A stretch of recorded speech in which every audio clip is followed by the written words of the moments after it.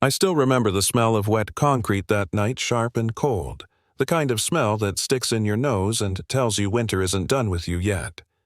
I was sitting on the steps outside a high-rise on Harbor Street, counting coins for the third time, not because the math was hard, but because once I stopped counting, it became real. I had $17.84. That was it. Everything I owned in the world lined up in my palm like a bad joke, and that was the exact moment a woman collapsed right in front of me. At first, I thought she'd slipped. People slip there all the time, rushing in and out of places they can afford, past people like me they pretend not to see. But then I heard her breathing. Short, shallow, broken like her lungs were forgetting what to do. She was pregnant. You couldn't miss it. A long coat pulled tight. One hand pressed to her stomach, the other scraping uselessly against the sidewalk. Her face had that color I recognized instantly, that grayish tone that means the body is losing a fight. I'd seen it before, years ago, in a hospital room when my dad stopped pretending he was going to be okay. The building behind us was glass and steel, polished expensive, with a doorman standing just inside the lobby. He saw her fall. I know he did. He took one step forward, paused, looked at me, and then looked away. The door slid shut behind him. Like that was the end of his responsibility. I remember laughing under my breath, not because it was funny, but because it was familiar. That's how it works. If you don't look too long, you don't have to feel anything. My name's Caleb Moore. I didn't always sit on sidewalks counting change. I used to have a job people respected. Operations manager. Decent salary, health insurance, the whole thing. Then a merger happened and I became a line item they deleted. 2 months later, my savings were gone. 3 months after that, my landlord stopped answering my calls. Somewhere in there, people stopped using my name and started calling me Buddy, or Sir, or nothing at all. So, when that woman collapsed, my brain immediately gave me a list of reasons to keep walking. I had no phone, no ID, no money to spare. Getting involved meant questions, police, hospitals, things that never end well when you're already invisible. I could already hear the voice in my head saying this isn't your problem. And then she opened her eyes and looked straight at me. Not past me.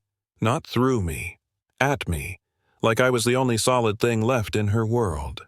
Her lips moved. I didn't hear the words, but I didn't need to. It was the same look I'd had when I asked strangers for help and got silence in return. In that moment, something settled in my chest. Heavy, calm, unavoidable.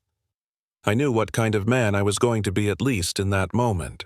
"Hey," I said, my voice rough from not using it much. "Hey, stay with me, I've got you." I don't know who I was trying to convince, her or myself. There was an urgent care clinic 4 blocks away. I knew because I'd used their bathroom once when it was 10 degrees outside. I put my arm under her shoulder, felt how light she was, how fragile, and half dragged, half carried her down the street. Cars passed. People stared. No one stopped. When we got to the clinic, the receptionist took one look and shook her head, already reaching for a phone. "She needs a hospital," she said, not unkindly. "We can't." I dumped my money on the counter. All of it. Coins, scattering bills, wrinkled and damp.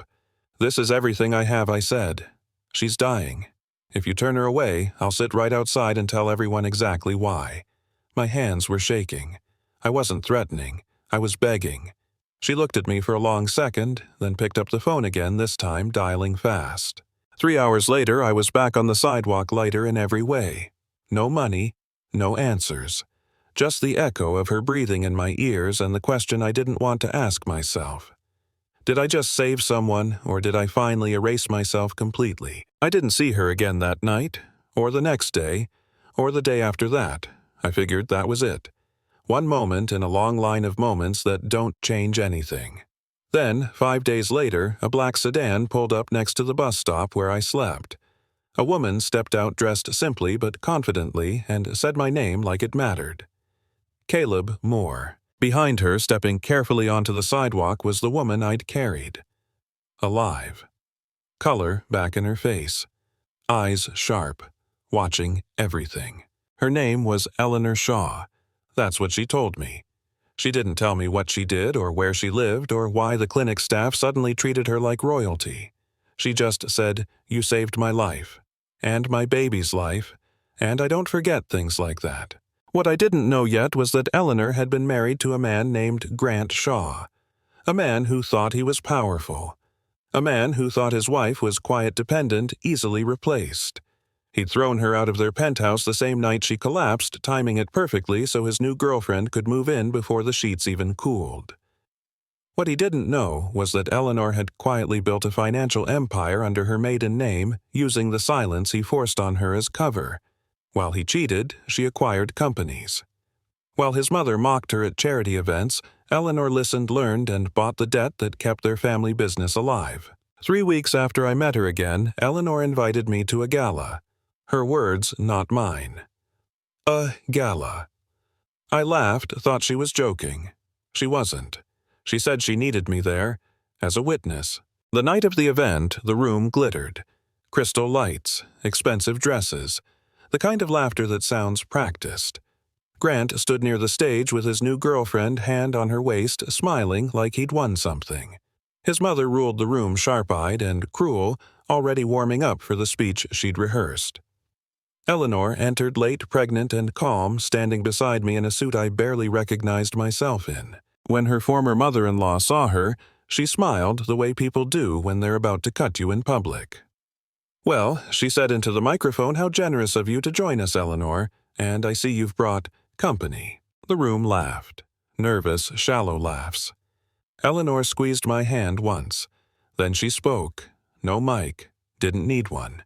She told them who I was, what I'd done, what I'd given, and then she told them who she was, that the company they were celebrating belonged to her now, that the building we stood in was hers, that Grant's job, his accounts, his lifestyle, all of it existed because she'd allowed it. You could see the truth hit him in waves, his face draining, his girlfriend stepping away like the floor had turned unstable. Eleanor didn't yell. She didn't insult. She just explained. She gave Grant 72 hours to leave the apartment, the same grace he'd given her. She stripped the company of nepotism, exposed misuse of funds, and ended a dynasty built on humiliation. And then she turned back to me. She offered me a job. Real work. Purpose. Not charity. She said people like me shouldn't disappear just because the world finds them inconvenient. I accepted because for the first time in a long time, someone saw me clearly. Here's the part people argue about. Grant lost everything. He ended up on the same streets I'd slept on. Some people say that's too cruel, that Eleanor went too far. Maybe. Or maybe it was justice finally catching up at full speed. So I'll ask you this. Was it wrong? Was it fair, or was it just honest? Tell me what you think, because I've lived on both sides of that sidewalk and I know this much for sure. The people we ignore aren't powerless, and sometimes the smallest act of kindness can flip an entire world upside down.